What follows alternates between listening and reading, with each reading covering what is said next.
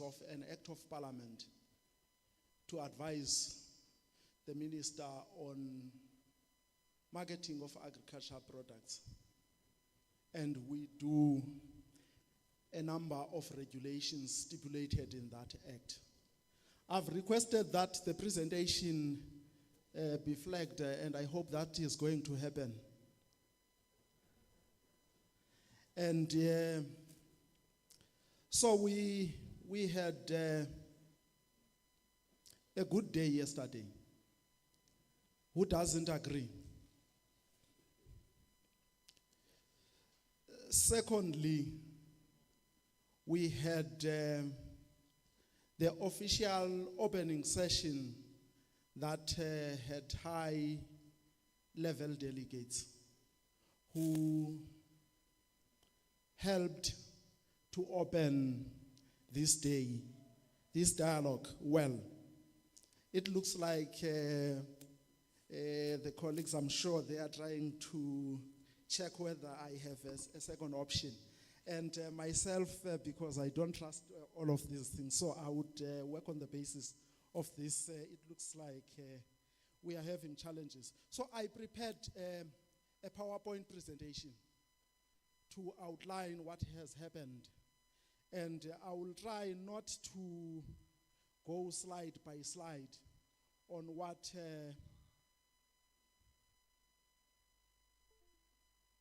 was said. But the opening session had an appreciation starting from the program director, who established protocol, and many of the colleagues were using that protocol, and I hope I'm within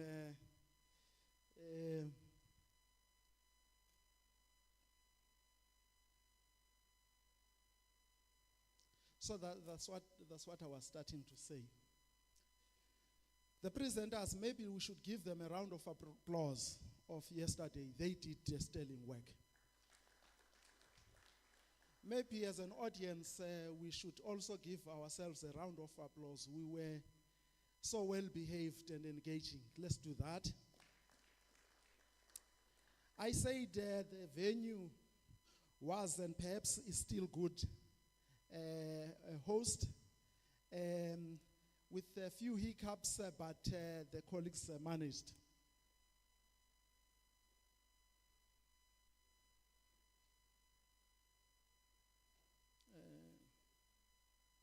I'm trying to, so I did put this slide to outline few notes from each of the speakers yesterday. But the fact that we are in Malawi, I thought what comes to mind when a person like myself thinks Malawi. And having listened to the minister talk about the tourist attractions, the contribution of agriculture, and all the things that are done in this place, my honest view is that when I think Malawi, where are Malawians? I think football.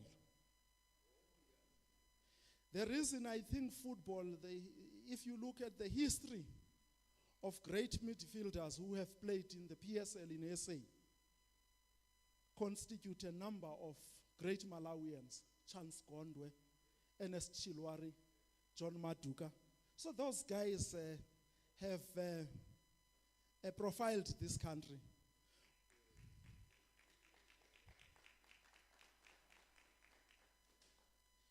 The CEO in the opening remarks said Fanrpan started some time back, came to Malawi at a certain point, and we are here for the second time. And when we came here, colleagues will remember the input support system that Malawi was giving at the time. And it looks like it has had a fair share of its problems. Were those problems of the input support, or problems of institutions that were supposed to safeguard the kind of intervention that was made? That is a discussion that we need to have, and outlined that Fanrpan is a network of networks, which was confirmed by the board chair of CISANET in indicating a number of member organizations of CISANET as a network. So we, as a node coordinator in SA, when we are here, we feel that CISANET is our host because it's the node host institution of Fanrpan here. I'm going to share this, I've shared it with the colleagues. So these are some of the points I have picked from each of the speakers. We had a session 2, which lifted a number of things and had my head rolling at some point about a number of things that we need to look at. Why those things are manifesting the way they are manifesting and what we need to do. And in that, there is this statement that was made that we produce what we do not eat and eat that which we do not produce. And the question is why? Are there any farmers in this room? If there are farmers, I'm sure farmers will tell us, if you produce an orange and you derive more value from selling an orange fresh than processing it, why would you process it? So I sit in a country that produces a number of fruits. We export them, and we are very proud they give us foreign exchange. But if you look at the juice concentrates of some of the products that we export, we import those. And the problem is on the rate of returns of each of these. But during times of uncertainties, that's when the real value of some of these things start to manifest. And in our case, we have a fair share of oranges this year that have gone for processing. Why? Because one of the biggest producer of orange juice was affected by drought. That's part of the reason. The other reason, and in one of the sessions, someone talked about the politics of these food systems. I'm told people in my area used to consume sorghum. But there is a song about sorghum that is derogatory in my language. You are eating sorghum like you are a bird. So it's a song, and I'm sure it did not come out of hatred. It came because someone needed to market this product, but got into the local system to discourage consumption of this so that you have a substitute. And the colleagues in Zimbabwe, it's quite encouraging. The presentation about the interventions on dryland research and the collection of the gene of some of these products. And the solution to this, he said it quite well, amplifying on what the CEO of Fanrpan has said, that we need to do these small little things. Once we get it right, you said we scale it, and he said you scale out, up, deep. And that, it may have looked to be too abstract and theoretical, but a deep listening to what he was saying, amplifying on what was said, is that at times, I think we enjoy these conference facilities to listen to presentations that repeat what has already been said without working on the basis of doing what we can do. Then we had, I hope I've not messed it up.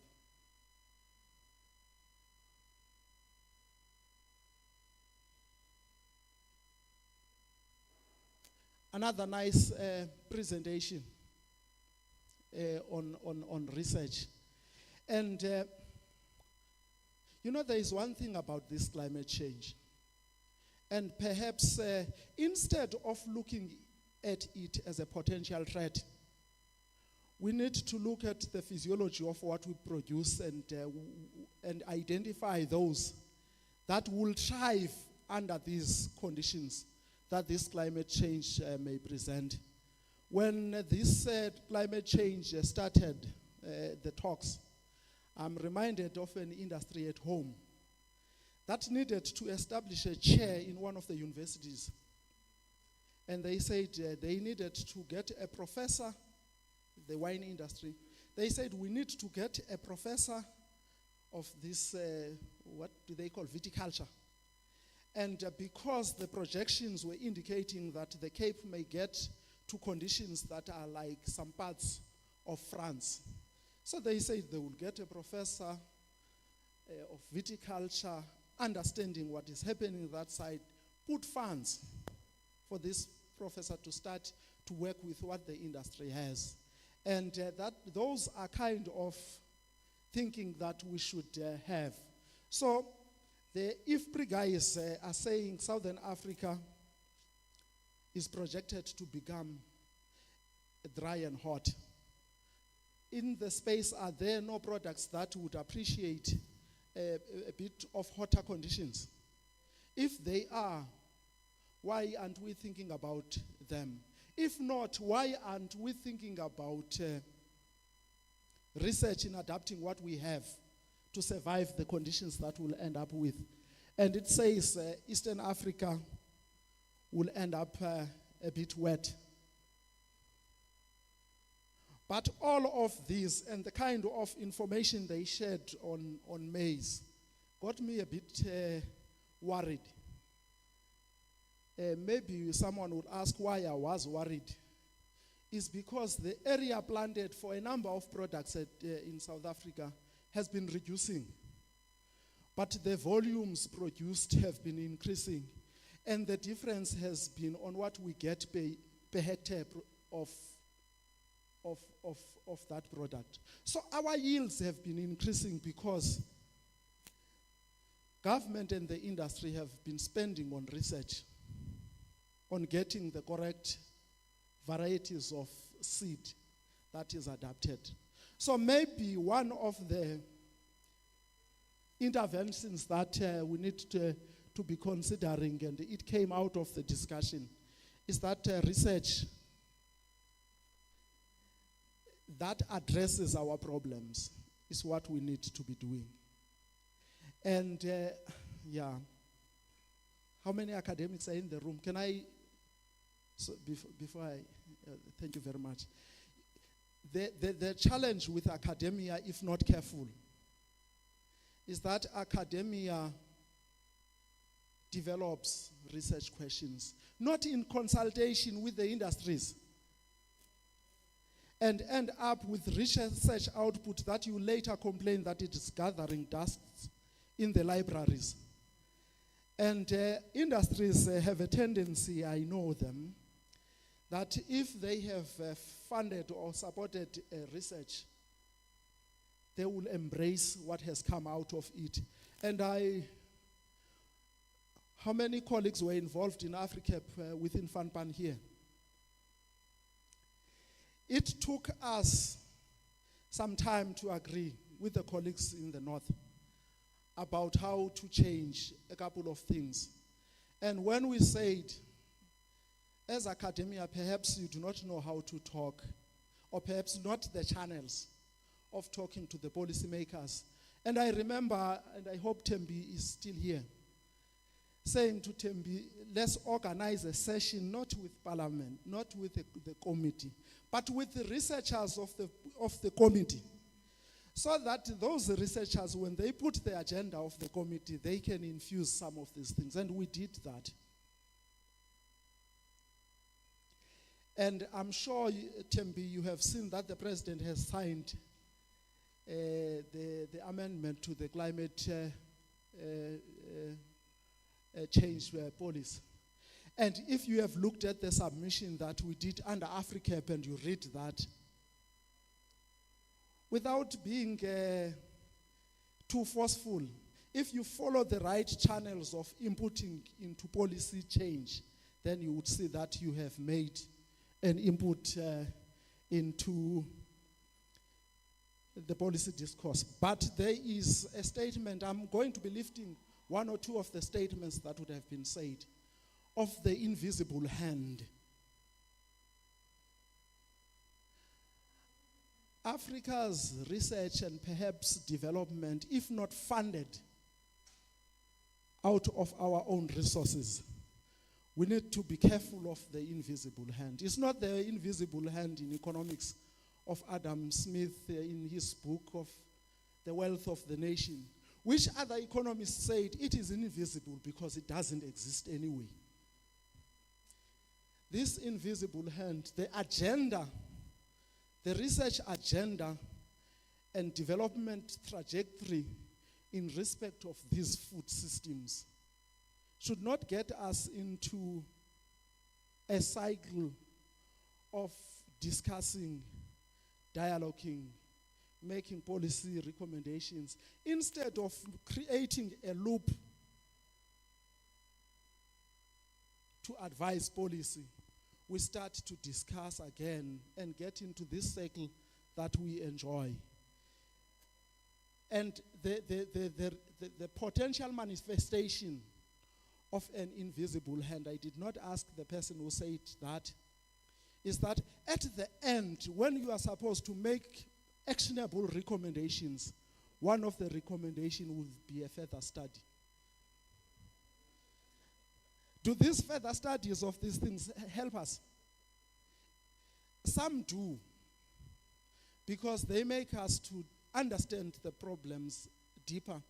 But if we understand our problems, and the aim is to understand the problems, we will never develop. You understand a problem to a certain level, and you put actionable policies to deal with the problem. You may have a second look at a deeper understanding. Nonetheless, that's what we choose to do. And I liked the concept of appreciation. Or science should learn to take some soft nuances of non-science solutions. And I can't explain it better than the professor from Pretoria. That some of these things, yes, they need to be proven beyond reasonable doubt using scientific methods. But the way through which they are communicated and dealt with may not necessarily be needing the science language we need. And as a result, those who know this science language published in journals with high impact, I've never seen many politicians read those journals. And if we cannot synthesize what is written in those journals in a language palatable to these policy makers, we will forever complain that they do not do evidence-based. We had a session that Professor Kaya brought together quite well at the end. And I think that's where I was, if I had the choice, but Kanto decided to choose for us, I would have gone to another session. I ended up in one, but I think I learned a lot from that in respect of women empowerment and dietary diversification. And it looks like from that session that as we move from a problem of undernourishment, we may end up, or there are signs that we are getting into overnourishment.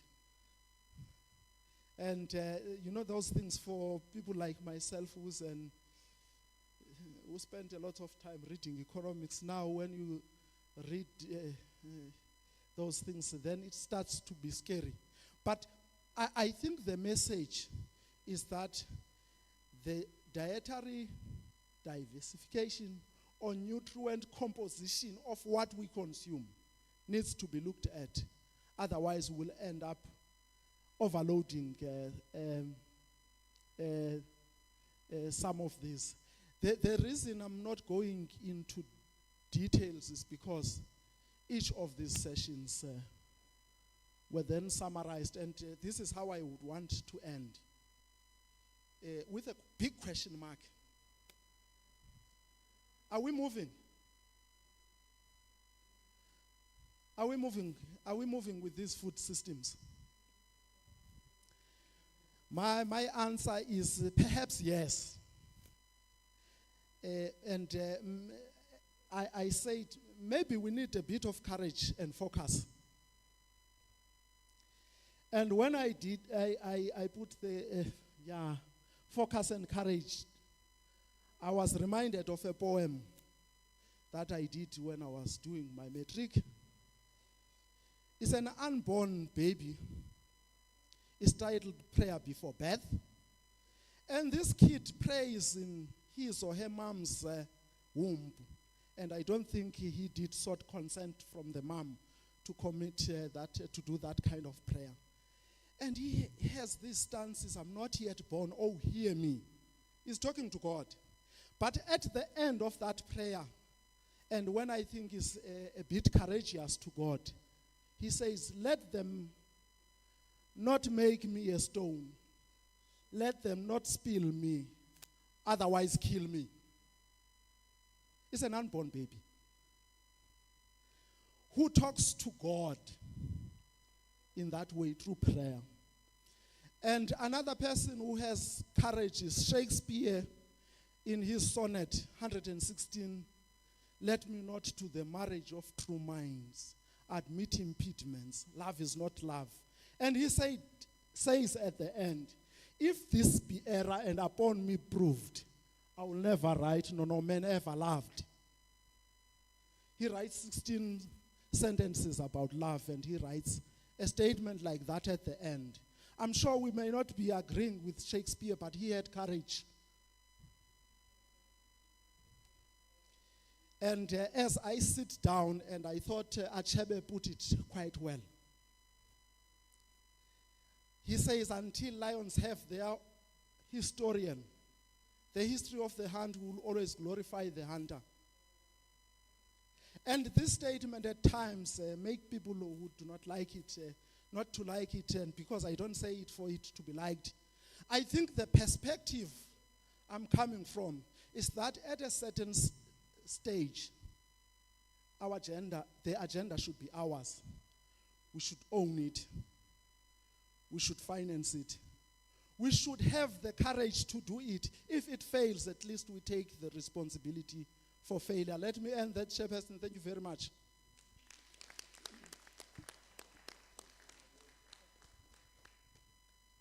Thank you very much.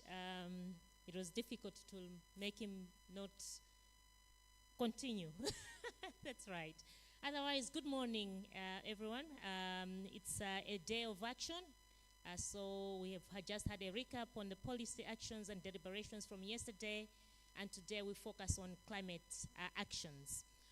To start our session today, we will have a keynote that will be delivered by Dr. Siha from the International Institute of Tropical Agriculture. Then we'll have panelists. Then after the panelists, we'll have engagements with the sessions, but also just from you or your contributions, whether comments, questions, and your input as well. And then we'll have policy responses to the deliberations that are dealing with climate. So this session really is about to say we are talking about unlocking food system transformation. And food systems transformation and address the challenges posed by climate change. We will need several pathways as well as actions that will really lead us to this transformation. So I will invite Dr. Siha to deliver her keynote address. And Dr. Siha, as indicated already, she is an accomplished agriculture economist, as well as a country representative, working with the International Institute for Tropical Agriculture, IITA, here in Malawi. And then, if you're ready, Dr. Siha, you have 15 minutes to deliver this, and then our panelists, you should be ready soon after, and I'll call on you. Thank you.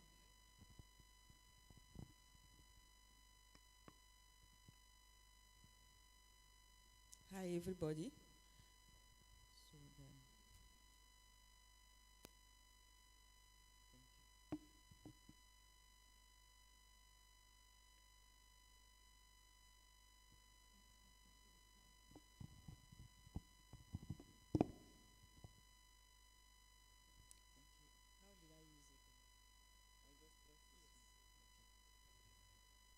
So welcome to my presentation, and I think I'll wait a bit for the slides to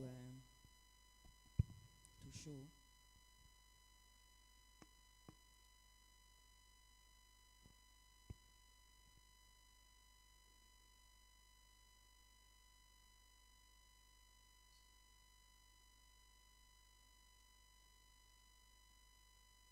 Okay, so it's now here. Unlocking food system transformation and a certain climate.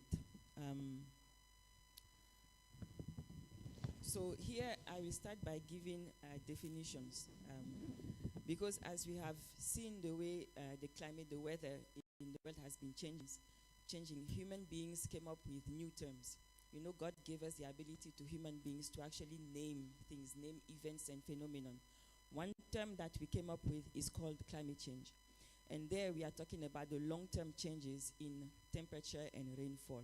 Another term we came up with over the years is climate variability. And there we are talking about climate extremes like floods and droughts. On the topic of climate extremes, we have been also defining things like frequency, the duration, and the intensity of the weather extremes. In the work that I've been doing since 2011, I have been very involved into conducting studies to assess the impact of climate change and also climate variability on food security in sub-Saharan Africa, Latin America, and also in South Asia. Today I will focus on a recent study that we did on the impact of droughts in Southern Africa and implication for food security.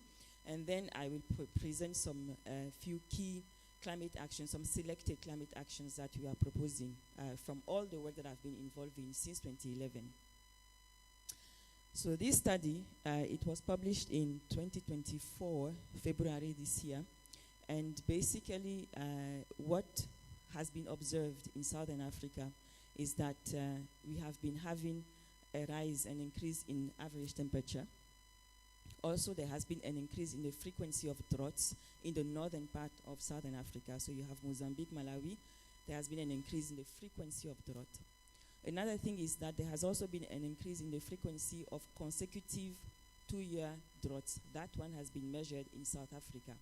So basically, you have year one, where you have a drought. It affects your agricultural production. And the next year that follows, you also have a drought. And in 2012, the IPCC had forecasted for the region of Southern Africa that there will be an increase in the duration and the intensity of droughts in Southern Africa. And that forecast is coming to pass.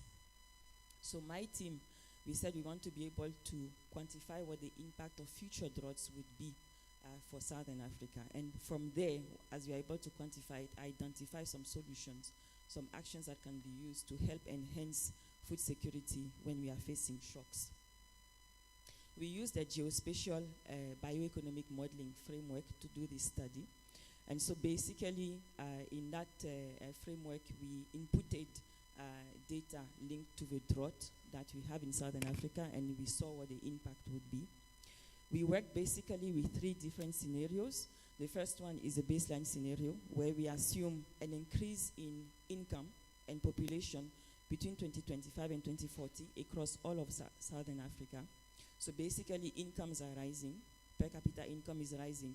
The only thing is that the growth is unequal. So it means that the gap between the wealthier and poorer countries worsens over the years. That is. Number two, we assume that we wouldn't have climate change. The long-term changes in temperature, rainfall, we said, okay, let us remove that one between now and 2040. So the baseline scenario, no droughts. So baseline scenario is a scenario where our countries are able to grow, per capita income is rising, and we don't have any droughts. Scenario number two, droughts coming. The same thing as a baseline scenario, but here we have droughts that are occurring, and they are hitting our countries, based on what was observed in the past between 2000 and 2016. The third scenario is now when we have consecutive 2-year regional droughts. I don't know if you were here in 2015, 2016, but these are 2 years where we had regional droughts in Southern Africa, consecutive 2 years. So that's what we estimated here. I want to show you the key message from this slide. This is from the baseline scenario. And what it is showing us, especially if you look at the Southern Africa one here, it shows that if we are able to grow and our incomes increase in the region by 2040, and we are not facing any shocks, there is no drought, we will still be food and secure. A country or a region is considered to be food secure when less than 5% of its population is food and secure. But in our case, in Southern Africa, by 2040, if you assume that we don't have any shocks and we have been growing the way we are growing now, at least 20% of our people will still be food and secure. That one is not very good. It means that as our population is rising, we need to empower this population to generate more income so that we will be able to reduce this food insecurity. Against this background, if you now have the droughts hitting us in Southern Africa, you can see the key message I want you to see here. Do I have? Okay. Is basically the difference between the bold black line and then the dotted line. And the bold one is showing the production of maize in Southern Africa if you assume that there is no drought. And you can see the production, maize actually would increase. The moment droughts are hitting us in Southern Africa, you see that the maize production is affected. And where you have the biggest decrease in the production is when South Africa and some few other major maize-producing countries are affected in the region. And you can see that in this case, like the first 2025, if South Africa and some, I think 2 other countries are affected by drought, 25% reduction in maize production. And what I want you to see is the comparison with other crops that are also grown here in Southern Africa. You will see that reduction here, you don't see it. You don't see it for none other of the crops that are grown here. And we even have in the paper for tobacco, and you don't see that drop. So the other crops are able to give us something to eat when there is a drought. But because Southern Africa, we heavily depend on maize for as a staple crop, when you have these droughts hitting us, automatically it translates into an increase in food insecurity. When you go to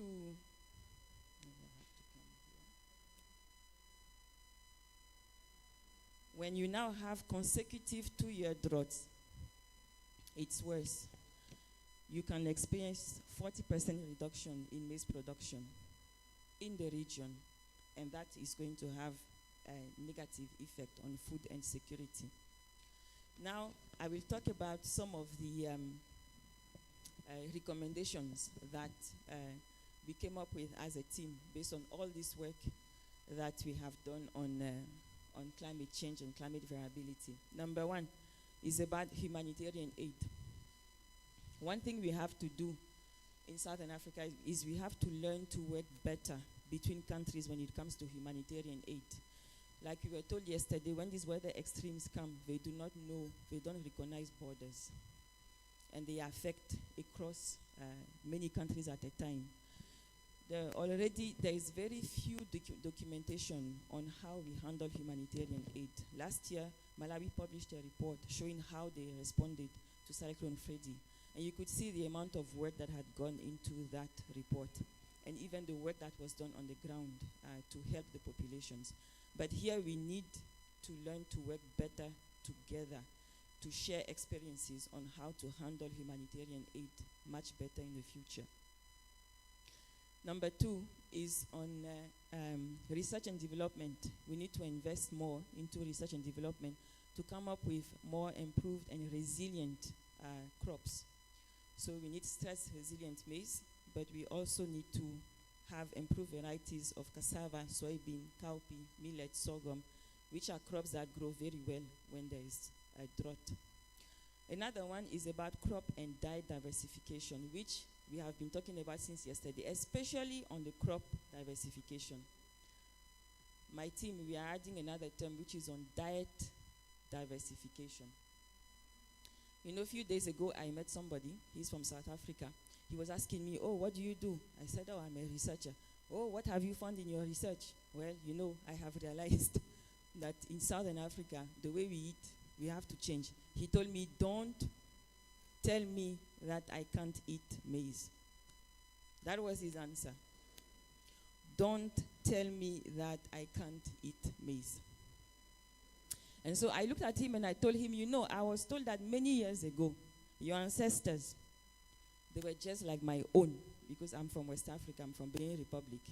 If you go to northern Nigeria, you ask a farmer in northern Nigeria, what is comfort food for you? They will tell you, well, comfort food, I can have nsima from maize, I will get nsima from sorghum, nsima from millet, I will also get bean porridge. There is a list of comfort food for us in Nigeria, in Ghana, in Benin. But when you come to Southern Africa and you ask, what is comfort food? Food that makes you know you have eaten. Maize. Only that. Don't tell me that I can't eat maize. And so here what we are saying is, for that older generation that is, I don't want to hear, I can't eat maize. That generation, something has to be done to change the taste bud. But what we are suggesting is for governments to now change the diet. School feeding programs, hospitals, prisons, every single year, strategic reserves. Every single year, our governments in Southern Africa, they go on the stage and they say, we want to buy maize to feed people. They can change the directive there and start using other crops to be able to feed the population. And also change the taste bud from the children. And we should revisit what our ancestors were doing here and start eating crops that are more resilient to climate change and climate variability. Another policy, climate action to consider is rainwater harvesting. For this one, there are many, many constraints that we are facing in Africa and Southern Africa in terms of the adoption of rainwater harvesting techniques by our farmers. And these constraints are localized, so we need to be able to address them at the country and region zone level to ensure that our farmers can adopt some good rainwater harvesting technique. Another one is digital application. This one is one of the least expensive methods we can use to actually enhance climate resilience for our communities. We can have early warning systems, identify at a centralized pace, but then it is disseminated to our extension officers and they can inform our farmers on what to grow depending on what the weather is going to look like for a specific season. And I think that is all. 15 minutes. Thank you very much for saving us 2 minutes. Let us give her one more clap. She'll pick her back after the panel discussions. But yeah, she's raised quite critical issues, looking at population, but also going beyond crop diversification to diet diversification. And as a reflection, as we also plan to engage with the session, let's think about the youth barge and what they're eating versus we cannot deal without nsima. So let's just have that reflection later on. To join now for a panel based on this, we'll call upon Dr. Levi Mwonga from the University of Zambia. Please come join us and take a seat. Dr. Aki Mumwape from New Zealand Agricultural Greenhouse Gas Research Center. Yes, please. Then we'll have Prof. Norman Marwashe from Agricultural Research Council in South Africa. And then we'll have Dr. Andrew Jamali from the National Planning Commission in Malawi.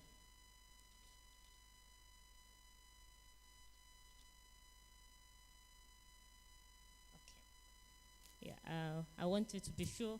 And then Dr. Siha will call on you. Maybe you can at least be part of this conversation, and then I'll be here. So I will start with Dr. Mwonga from the University of Zambia. From the presentation that Dr. Siha has given us, and there's a lot to deal with diversifying our diets, but also crop diversification, but also dealing with resilient crops and food that we need to have.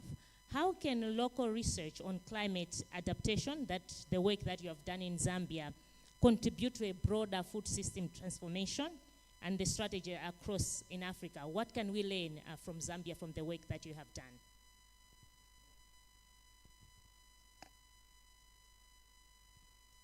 Thank you very much. So I'll broaden the subject a bit further, because from the keynote speech, I saw the main emphasis was on crop production, crop diversification. But when we talk about food systems, we are talking of production, delivery, consumption, until waste. And then under production, we have agricultural production, which involves about 80% of our population, which does agriculture, are small-scale farmers. And these utilize livestock for their production. So livestock is also impacted highly by climate change. And one of the some of the ways in which livestock is impacted by climate change is through lack of food. For example, when there's a drought, as she alluded to, when you have a drought, you find that there will be very scarce food for us humans as well as for the animals. So that really significantly impacts livestock. And then you also end up having some of the pests as well as the disease vectors, which were not known to be present in those habitats, because when there's, due to climate change, the habitat changes, and then you end up having disease vectors and pests, for example, new species of ticks, new species of flies, as well as mosquitoes, which are not known to be in those habitats. And these are going to significantly impact livestock production. So we have to understand how these biotic interactions are occurring, so that we see the synergies and the trade-offs in terms of climate resilient crop production, and how that can be leveraged on for effective livestock production. So those are some of the ways in which we can try to reduce all these disease burdens on our livestock. Thank you, taking us going beyond crop to also thinking livestock and how we can deal with the pest and disease insurgencies in the present scenario. So we'll move to Dr. Mape. What are the most effective strategies for mitigating agricultural greenhouse emissions, and how can these strategies be integrated in national as well as regional food system transformation? Yeah, thank you, Doc, and thanks to Fanrpan for convening this session and giving me the opportunity to just say a word or two on greenhouse gas emissions. I think in the keynote speech or presentation that we just had, Dr. Siba articulated some of the strategies or actions that we need to take in order to adapt to climate change and also mitigate greenhouse gas emissions. I think the question that I want to respond to, or which we need to address, is why are these strategies not fully embraced or fully integrated into our policies? For example, I would give an reflections from livestock research-related strategies that have been developed within our NDCs. Out of the 54 African countries that we have, only about 16 have comprehensively included both mitigation and adaptation strategies within their NDCs. Why is that so? Probably what we need to look at is the overall, or we need to look at the bigger picture. How is our policy development process structured? When I'm talking about the policy development process, I'm talking about this deliberate goal-setting process that involves multi-stakeholders participating in decision-making. How is this process structured in most of our countries? And looking at the policy development process, it's not just simple, it is quite complex, because there are a lot of power imbalances that are within that system. Who decides who participates in this process? And what is the mode of participation of those who participate? And who decides the content of the strategies that are embedded in that process? So as long as we have inequalities within that process, as long as that process is not on a level playing field, there is no way that most of these strategies are going to find their place into this process. So I want to suggest two things. The first thing I want to suggest is the democratization of the policy development process, where we develop a level playing field where the voices of even what I would consider the weak are heard.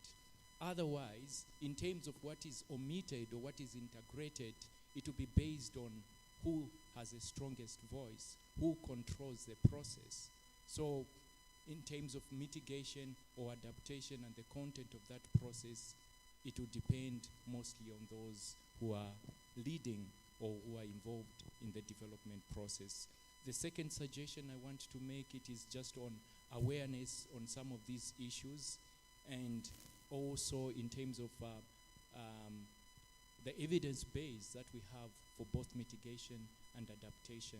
If we do not have a strong evidence base, if our suggestions, if our strategies are not backed with evidence and data, there is no clear way that we are going to have them integrated within our policies. So two critical things: democratization of the policy development process, and secondly, raising awareness and building a strong data or evidence-based for mitigation and adaptation. Thank you. Thank you so much, Dr. Mwape, for those two key recommendations. And maybe that's where we begin with you from the Agricultural Research Center, Prof. How can research conducted in South Africa be leveraged to develop scalable solutions for climate resilience? Thank you very much, Program Director. I think it's exciting the way we started this morning in terms of asking the difficult questions. And I think we need to elevate the dialogue to that level where we start asking uncomfortable questions. In terms of the work that we have done in South Africa and also in other parts in the region, a whole lot has been done that should have prepared us much better for climate change. But I think we're just dealing with the issue of confidence in ourselves. We did very good work in the 80s in South Africa on how to harness crossbreeding in livestock. Unfortunately, that work was not published in scientific papers for whatever reason. But very good results came out of that project indicating that local breeds could be crossed with your continental and breeds from other areas to enhance production and productivity in the continent in such a way that we don't undermine the importance of local breeds. So at the Agricultural Research Council some 10 years or so ago, we had to go back to the drawing board to look into redoing this work so that it can be made available and refined for us to be able to use. So we went back to the work that was done in Fall Huts in the Northern Cape of the country and redo the work, and we have published this work. What is coming out of this work is that our indigenous breeds are very, very important, and they should be used properly. And most of our production systems requires breeds that are of smaller to medium size to be able to meet their requirements from the limited resources that we have. And that is assisting us in terms of how we structure and ensure sustainable utilization of our animal genetic resources. But what is also coming to the fore is that the adaptation that these breeds have will also assist us in terms of climate change related issues. We have picked up that these breeds, they have coping and adaptive mechanisms in terms of handling, for example, heat stress. We have seen that they manage this by managing how the quantity of what they eat. They go and nibble, go back and rest, nibble, go back and rest, which is a coping mechanism so that they don't produce too much heat for them to manage. While our European breeds, they struggle because they go and will eat the whole bucket full of food and have to struggle. So I think what we need to be doing as a continent is to go back to the drawing board, look at our local breeds and varieties and improve on them so that they're able to meet the requirements and demands of the new consumers. And we're also picking up that there is an interesting pattern. There is a lot of urbanization in the country. And those who move to the urban areas and still want to eat meat, they will prefer to eat meat from local and indigenous cattle. It's only the youth that may not be interested. So we will have to look at how we improve our breeds to cater for the different tastes. But these are some of the things that we are doing in South Africa that I think could be emulated and scaled up in other parts of the continent. But there's nothing smart about this other than that we just need to go back to the drawing board, all of us, and appreciate that nature has already assisted us in a great way to deal with some of these challenges that we are confronting at this moment.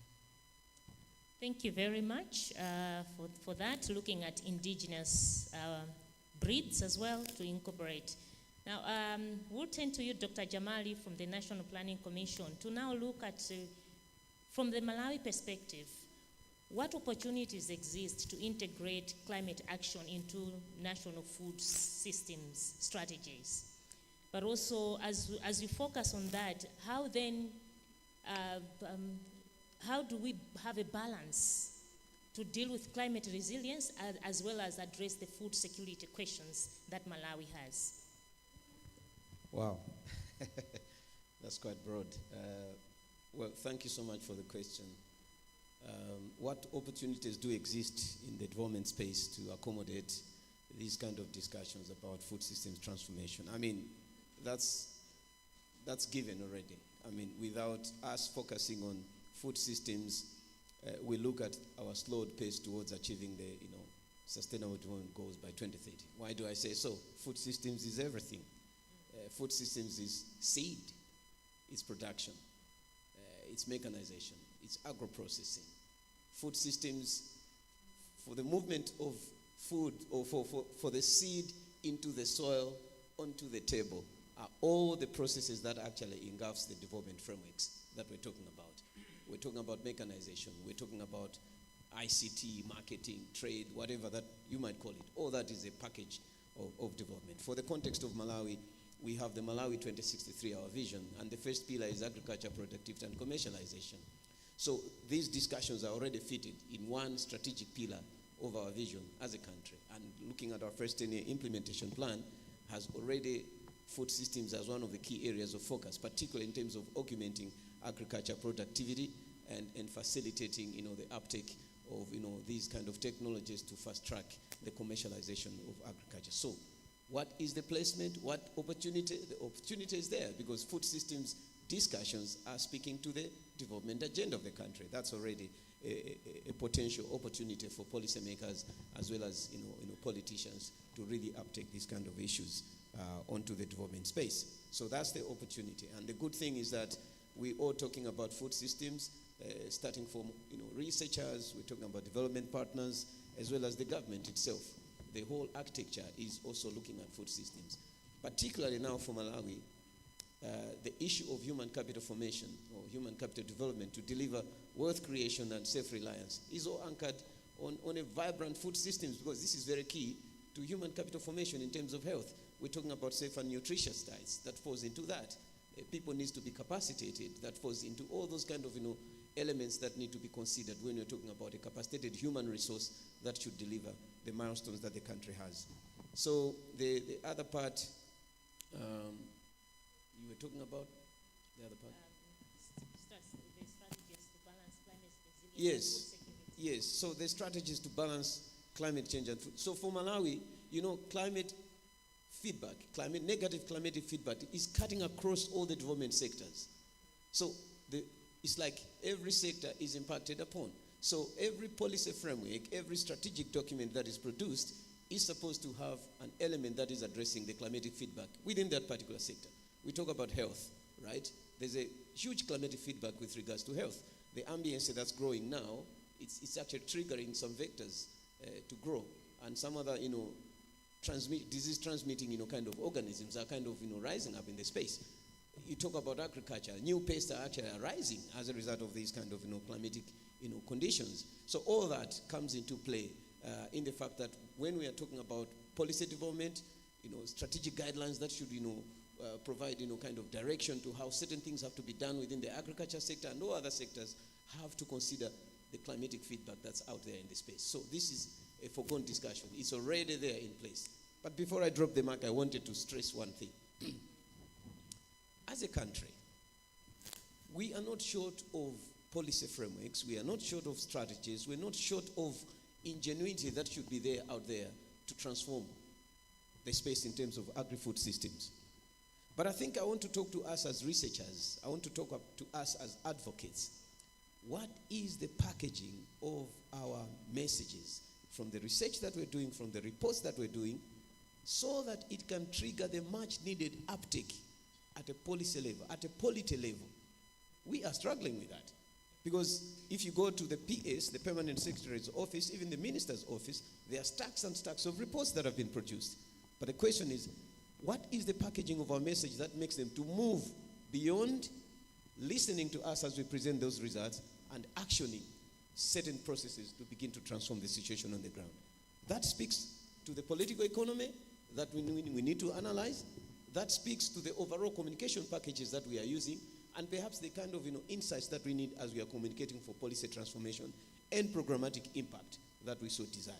Without that, we will be keeping with this kind of production of reports and whatsoever, and the transformation will be lagged. And that's pretty much what is happening across many countries in Africa. A lot of research is there, but the uptake is rather slow and not impactful in the long run. These are things that we must discuss and think about. Thank you. Thank you very much. This is a panel that is looking at actions, so we have to go beyond research and rhetoric. So, Dr. Seka, you come back later because we just need to get one more round, and you have a minute. If you can do it in half a minute, so much the better. So we'll go back to Dr. Monga. Universities and research institutions, how best can they really collaborate with policymakers to ensure that climate adaptation and research, picking up from what Dr. Jamali has said, really translate into impact and actions on the ground? Thank you very much. Yeah, just to pick up from right where I stopped, the packaging and the composition of the research team should be multidisciplinary. So you have to, for example, I'm a postdoc under the Foster Health, and we are conducting this research in Zambia, which is composed of, we started with the government institutions, which are the policymakers. Then there's ourselves as research institutions and universities. And then we engaged the communities, where we started, first of all, with all the whole community, and we picked local lead farmers as well as agriculture extension officers, so that the research which we are conducting is relevant to the communities, and it's also relevant to the communities as well as to the policies of the government. And then you continue with stakeholder engagement at each and every point, so that if you veer off the path which is significant, then you'll be able to quickly move back on path. So basically the main message is that the composition of the research team has to be multidisciplinary and representative of all the significant stakeholders. Thank you very much. Multidisciplinary, multidimensional, that's what we should be looking at. Dr. Mape, do we have successful international cooperation or collaboration initiatives that maybe we can learn from? How successful collaboration can enhance elimination of greenhouse emissions? Yeah, we definitely do. And one of the successful collaboration initiatives that I can talk about is Global Research Alliance on Agriculture Greenhouse Gases, where research is being conducted in multiple countries using the same protocols.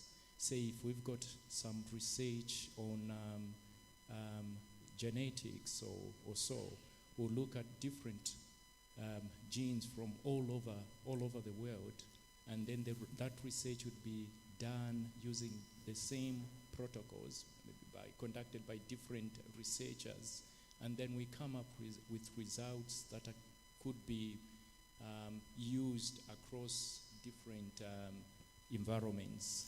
Yeah. So there is a lot that is going right now, but of course we need to increase our levels of collaboration. And one of the things that we need to do is because we've been talking a lot about collaboration, but no one is ready to invest resources in collaboration, and we just think this is going to happen automatically. It won't happen automatically.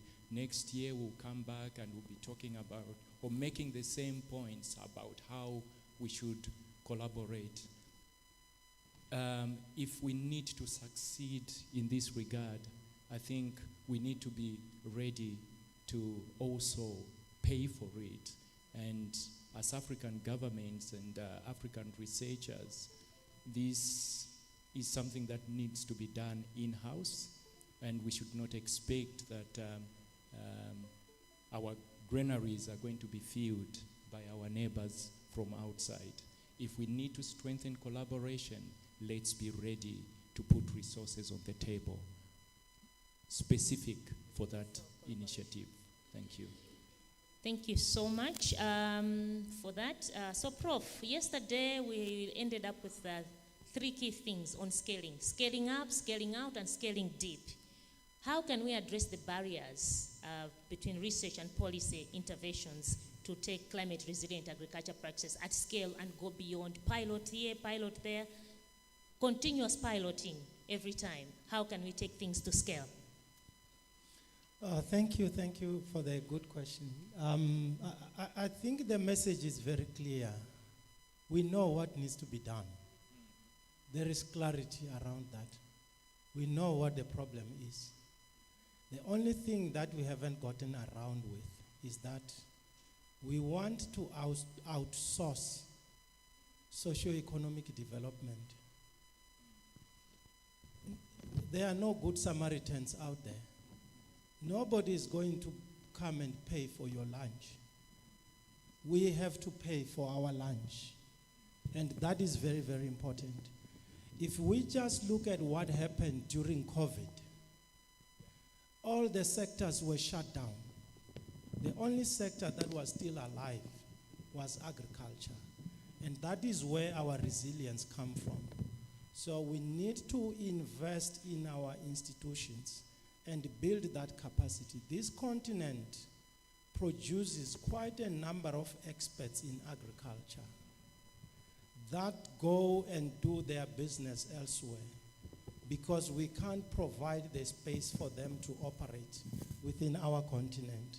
So I'm very happy that my Director General is here, and he took a very conscious decision to say, at the Agricultural Research Council, I have appointed you not to walk around from door to door with a begging bowl. I'm going to give you resources, and you're going to give me solutions for the sector. So investment in agriculture, there's no two ways about it. If we think that somebody is going to come and pay for our lunch, it's not going to happen. We will continue to be fodder to the international development space where we are not doing our duty to feed the continent, and we have the capacity to even feed the whole world. But we think somebody should pay for it. I think we need to do it ourselves. These policies that are there, let's just translate them to saying, for us to do and implement program 1 and 2, it will cost us 4 billion in 5 years. If we can't do it, why don't we do it in 10 years with lesser amount of investment? This is the elephant in the room. We can dialogue as much as we want. If we still think money should go somewhere and not into feeding the continent, I think we will be having this discussion for a long time. Thank you very much for that. And there was a talk about democratization and getting voices, inclusive discussions. How then do we how does the National Planning Commission engage with local communities and stakeholders to ensure that climate action plans are practical and are well aligned to the needs? Thank you very much. I think for the case of Malawi, in terms of the National Planning Commission, as you know, our mandate is to orchestrate development of long-term and medium to long-term development frameworks for the country. And that process involves all the key players in the development space. That includes community members, community leaders, various kind of groups that are involved in policy formulation and programs development. How do we do that? We do that through multi-sector, multi-stakeholder engagement, and we have collaborations with the local council or local seat and district assemblies that really interface with the people on the ground. You might want to know that Malawi's local council planning starts from the very local structure in the community, the aspirations, the design in terms of what they want to see with regards to their own socio-economic transformation. They put those kind of proposals up to the district level council, where those are teased out by multi-sector kind of a team that now prioritizes and sets out some budget lines and technical aspects with regards to operationalizing those kind of plans. Those plans reflect what the country is actually aspiring and moving, which direction in terms of our national development framework. So the Commission does that through cross-sectoral collaboration. You might want to know that we have what we call pillar and enabler coordinating groups. Now, these are structures that are operationalizing the vision, comprising government departments, agencies, and other public sector organizations, as well as the private sector development partners that tease out strategic pillar-focused interventions addressing the challenges that could have been, identified in those kind of development frameworks. So as a commission, we are operating through various structures. We have the Presidential Delivery Unit, which kind of troubleshoots any of the challenges that are experienced in the sectors across the pillars and the enablers of our vision. And these are various kind of organizations that are operationalizing strategic interventions that have been prioritized under each pillar and enabler for our vision. So the PDU, together with the National Planning Commission, really sit around these kind of, technical guys that really tease out the challenges that they might be experiencing in operationalizing certain policy measures, and then troubleshooting to make sure that we catalyze the process of implementing the set of prioritized interventions under each of the pillars and enabler strategic interventions to achieve the vision. So that kind of cross-level, sector collaboration facilitates the democratization process of the development, operationalization within the confines of our vision. Thank you.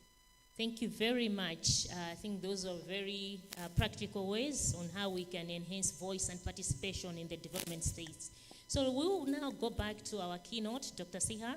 After listening to these reflections, but also the research that you are doing and forward-looking, what are your concluding thoughts from the conversations that we have just had? I think I'll go back to what one speaker talked about yesterday. It is the implementation capability. As my brother here explained, we know what has to be done to enhance resilience and of our people when it comes to climate change and climate variability. But now the implementation is an issue, and we need more capacity at that level. How do we get the capacity is now, that one I don't have the full answer.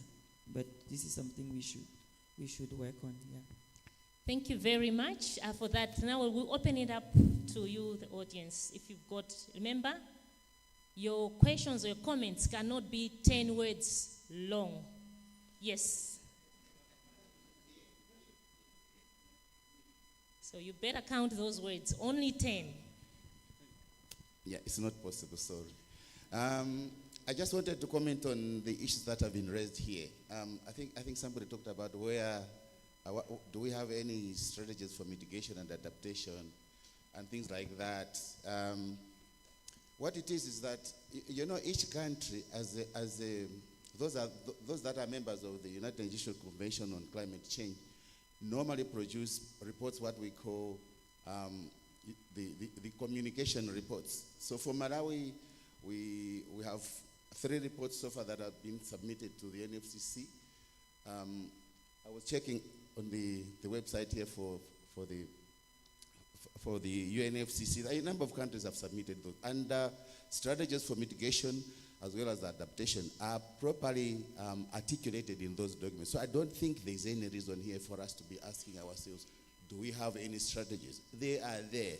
But like she pointed out, the main problem is implementation. But what you may also wish to note is that, for us in Africa, the amount of GHGs that we produce is very, very small. I think it's 3.8% at the moment, but the bulk of the GHGs are emitted by China, the USA, and other countries. So really, I think if we're going to make headway in this particular discussion, I think while we're doing a bit of mitigation, I think let's focus on adaptation, because, it's like we're suffering for problems that are committed by other people, So in terms of solutions, the solutions are there. But like Professor Tafazwa said yesterday, it's the funding. And like my good professor there also said, it's the implementation. If we don't have the funds, how do we implement these things? And like somebody also said, one of the panelists said that we should be looking inside. We cannot always depend on begging. I think that attitude has to stop somewhere. Thank you. Thank you very much. So we'll do 1, 2, 3, and then we'll finish. We'll start at the back, Stacia, and then we'll come to you, Prof, and then we'll finish there. 3. Let's see who managed to do the 10 words. Good morning. My name is Stacia Nardine, and I work with FOSTA Health. I have 2 comments. To the keynote address, I was really interested. I'm looking forward to seeing the details, how food security is measured. Quite often, I've been working here in Malawi for 27 years, looking at how food security is measured.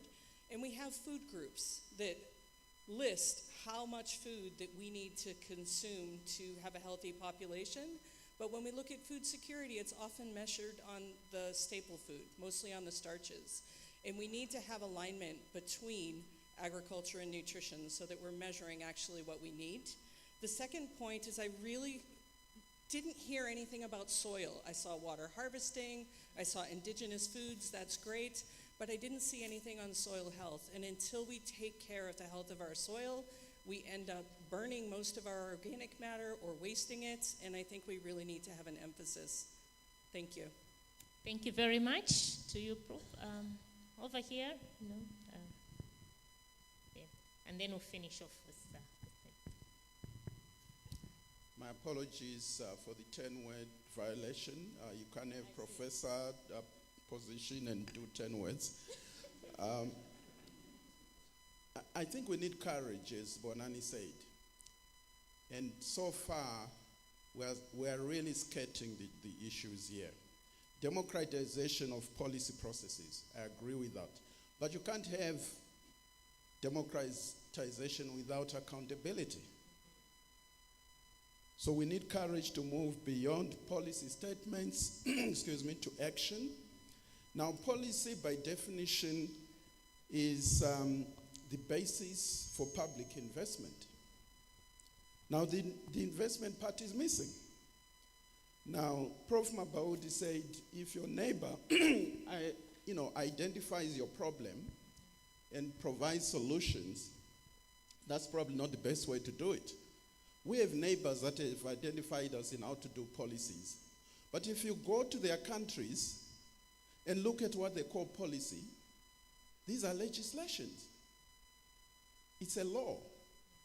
And it means that Parliament has voted on that law and has allocated resources, and they come back and say, this is how you account for the resources, this is how you access, this is what's allowable.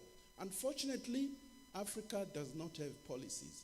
Africa has a long wish list of statements. No legislation, no accountability, no Parliament votes on what we agree we're going to do on climate change, and therefore we can't allocate resources.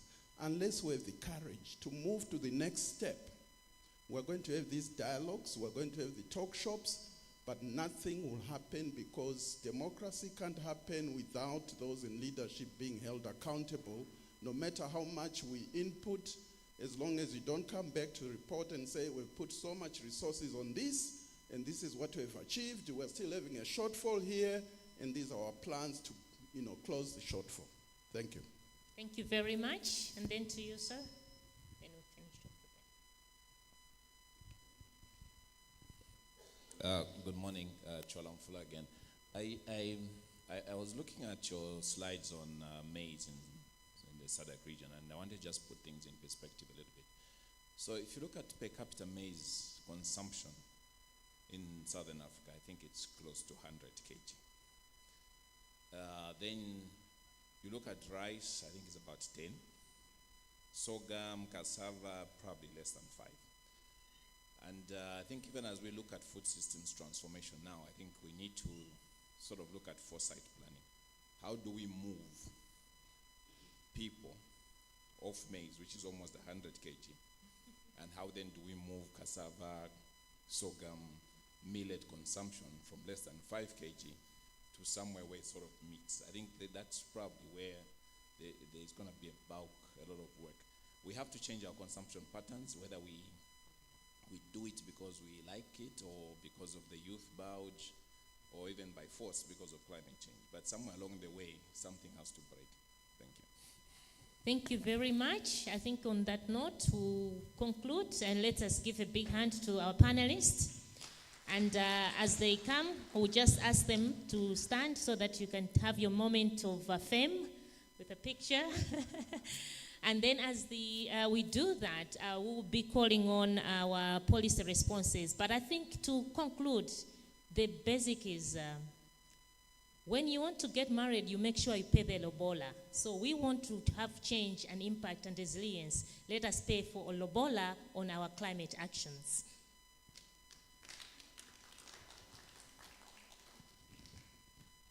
Right. If that's done, then I'll call upon Mr. Moketse Ramasodi. Then I think now that's where I come, who is the Director General in the Department of Agriculture, Land Reform and Rural Development in South Africa. And then I'll also call upon Ms. Taonga Mbale Luka, who is the Director of Department of Environmental Affairs in Malawi. Yes, please have a seat. Do we have Ms. Taonga?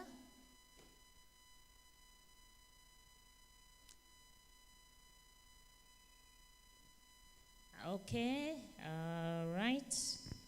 Anyone from the Department of Environmental Affairs in Malawi? Okay, so I'll join you just for your policy responses. Okay.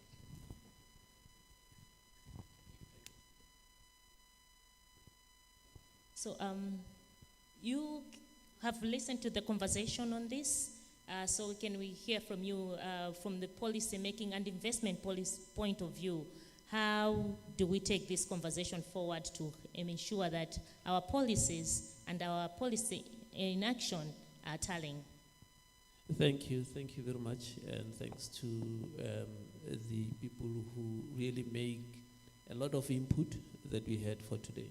Let me start off from yesterday, where the minister said something very, very much touching. The minister says this, he lives in a country of extremes, where on the other side you'll have drought and on the other you'll have cyclones. Now what he just means is that in these extremes that you are having, you can no longer use the law of averages. You need to have evidence-based responses. You need to have policy responses that are area specific to deal with the issues. If you have got to deal with averages, let me use one example. If I have my head in a burning furnace and I have my feet in ice, on average, I should be okay. But it is not like that. I am burning, I am dying, and I'm frosting. And this is the scenario that we have in many of our countries. If we have got to have better responses, is that the geographical boundaries that you are having are not necessarily areas that are monolithic. You might find that the weather patterns you're experiencing are experienced in other areas or even in neighboring countries.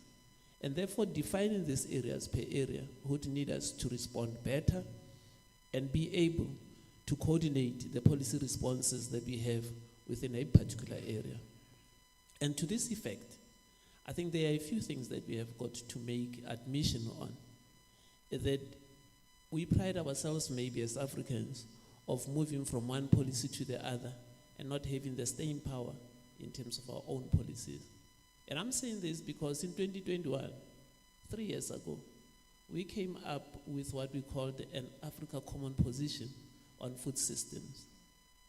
And that should be the nexus on which each and every policy discussion rotates. Unless we find a common tie that binds us together, we will forever be hopping from one policy discussion to the other without having something that would be tangible. Now, in my listening here, I picked up on a few points, and maybe I'm happy that my co-respondent is not here, so I'll have a lot of time to just deal with the issues. Now, the first thing is about staying relevant and staying the course. Somebody was saying this morning, I think it was Professor Maiwasha, that you have got to stay the course and you have got to stay relevant. How do we ensure that the science that we produce is relevant to the issues that we are experiencing in our own areas? And I'll use the Africa Common Position on food systems. We had identified areas that needed to be looked at. How many of us as researchers are going in there just to deal with those areas? That's very important. The second issue that I thought was very important, and Prof. in her presentation made these points, that I think we need to just align with. What are the trade-offs that we have got to have as Africa when it comes to dealing with the issue of change? We have been told that the south would get drier and hotter, the east would be wetter. And what is that presents us? What are the opportunities that we have? What are the trade-offs that we have to have as different countries? We must never ever let a crisis go to waste. In every crisis, there is a silver lining that we can utilize in the policy space to deal with the issues. We have just had a presentation, very good presentation, that says that the other crops other than maize do better in drought situation. What does that mean in terms of our production spaces? In the livestock industry, what does that mean in terms of going to indigenous breeds? These are the questions that we have got to answer from a policy point of view. The next issue that we have got to talk to, and I'm happy that Prof, you raised it, the issue around the water, energy, food, land, and climate nexus cannot be left unattended. We have got to look at this nexus as the nexus that would bring us the policy space that we need to deal with from a perspective of climate change, and interacting with all these other areas, whether it's land, whether it's agriculture, whether it's the environment. We also need to look at food security and nutrition as a collective. In South Africa, we have got a Food Security Council that is just been led in the presidency. Now, it takes into consideration your social protection issues, your health issues, your agricultural production issues. All those issues have got to be taken into consideration if you have got to have a better go at a particular food system. And I think for me, you are far much better positioned to deal with those aspects from that. Now, in the African space, with all the annexes that we have for the Africa Continental Free Trade Area, we fail just to implement. I know that in the sanitary and phytosanitary environment, we have got issues that we deal with from a health perspective. But how many of the countries are now implementing from that perspective to deal with issues around the pathways around climate change? I think if we don't do that, we will forever be dealing with issues of declining productivity, issues around the volatile supply of energy in the space if we don't deal with this nexus. Now, I was taken in terms of bridging the digital divide within the sector that we have. And I think it's more pronounced and nuanced in the smallholder environment. How do we ensure that the new digital areas that we have got to address would be in this area of our work? Now, somebody spoke about finding the silent voices in this space of food systems. How many of our countries would go all out to ensure that our building in terms of food systems is bottom up? We have spoken today about changing the dietary needs or the consumption patterns, as you call them. But in my earlier education or miseducation, I was told that you can change the taste and preferences of the people who live in a country. And it's about time that we deal with that as a concerted effort and a focused way of dealing with the issues that are here. If we have got to look at Africa, a 1 trillion industry, the agriculture in 2030, but still importing almost 90 billion US dollars of products into the country, what kind of space do we have to deal with the issues? Is it not time that we have got to say, if we have got to find those silent voices, that's the niche areas that we have got to find? I mean, you say that somebody was saying, I won't quit eating maize. But coming from South Africa, I know that the patterns are changing. People are actually moving towards rice. They are moving towards more of the utilization of wheat. All of those introduced. If I go home, back home, I don't think that I will see any person eating any indigenous kind of engagement, except for sorghum, which my colleague Bonan was saying. If you go there, they say that I'm not a bird, I don't eat sorghum. But the truth is that if we don't deal with a concerted effort to deal with the taste and preferences, we will forever burden the health side of issues through the disease load that will be taken to the hospitals. Is it not about time that we think about this from a policy perspective? Now, in finding those voices, what is the demographic dividend that we can get from the youth of Africa? Africa is very youthful. We seem to be forgetting that the youth have got a very big voice. They have got a major role to play. And Kofi here yesterday was saying he carries the burden of the young ones. His voice has got to be heard. But it's beyond these voices that we have got to concentrate. We have got to concentrate what are the voices saying and what is the policy perspective that they want to take over. I mean, in many of our countries, we are already passing on debt to the youth. Do we also want to pass on debt around not dealing with climate issues to the youth? Or do we want them to be part of the solution? That when it gets to their time to take over, they know that they have dealt with that debt. The next one, and which is the last but one, is the issue around gender mainstreaming on the issues of climate change and dealing with those pathways from a gender mainstreaming point of view. I mean, our policy spaces would always preach that you have got to have women in the forefront. But how many of us would say this policy space is working in our countries?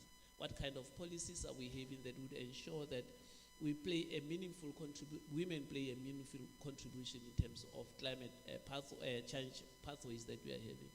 And that's something that we have got to look at. Lastly, the issue that was raised now was that we actually pay, when it comes to greenhouse gas emissions, we're actually paying for the sins of other countries. But what are they paying to Africa in order for us to deal with those issues? What is the opportunity cost of us also making them pay for what we are currently suffering as a continent? And if we have got to have any meaningful contributions, is to add different bodies dealing with climate to raise these issues, that the main contributors in terms of pollution might not be from Africa. And therefore Africa, when it comes to climate smart financing, we need to have public-private partnerships that would ensure that we deal with the issues that we are facing. I think those are the issues that I have noted in terms of the discussions that we have had today and summarizing the engagements that we have had today. And thank you very much, facilitator. Thank you so much. I think those are quite rich responses. There isn't further ado to that we can add, but to just thank you for representing, and in the spirit of collaboration, you also speak for all the other countries, including your co-respondent. Let us give them a big other hand of applause, and then that would be it. Thank you very much. Okay, so now we have, I think maybe just 5 minutes from our tea break. We can take some tea and quickly prepare for the next session. Thank you very much. I had not introduced myself at the start deliberately so that I don't take the glory from my esteemed panelists. My name is Beatrice Makwenda. I'm with Trust Africa. Thank you.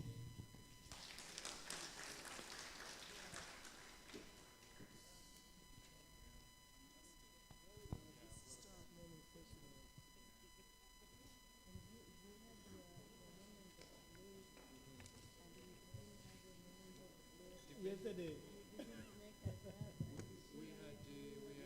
She's more innovative than me. This was fantastic. She got people. Yeah, because these are the issues that we need to deal with. We cannot just continue on the same path. We now have to people. From a technical point of view,